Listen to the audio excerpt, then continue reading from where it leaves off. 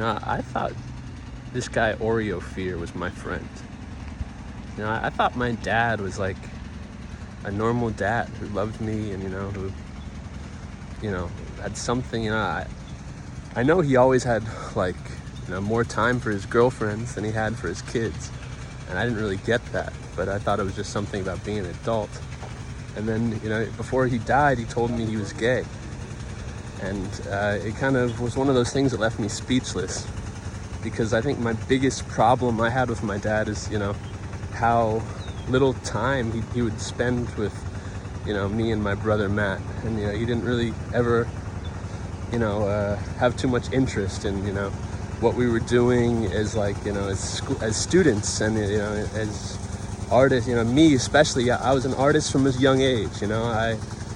I performed on stage by myself when I was, in first grade. And I never really I didn't really stop doing that until, my dad kind of started like hurting me with these doctors, after that video of Photograph, which is when I was in sixth grade, when I had been, working on, on art a lot, drawing every day. And, I didn't really start writing songs as complete kind of like forms, like the art of songwriting it hit me really young, but I didn't really start like writing full songs like verses, choruses, and bridges and hooks until I was in middle school. But I was listening to songs a lot, and I was covering songs a lot, and singing songs a lot, and I would make changes, and I drew a lot. I was someone that was always a really visual learner. And, from a very young age, I put together how visual art and how music, are kind of really, involved together.